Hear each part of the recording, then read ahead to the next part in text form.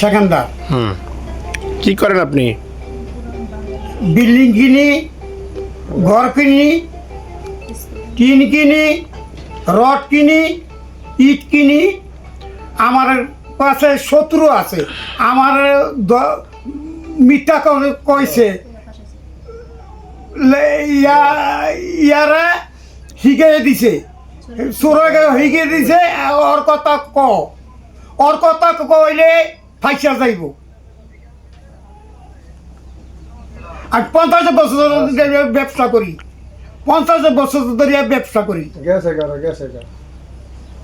আপনার দোকান কোথায়? মূলভূতগুঞ্জ মজিদশা রোডে বাঙালি দোকান। হ্যাঁ,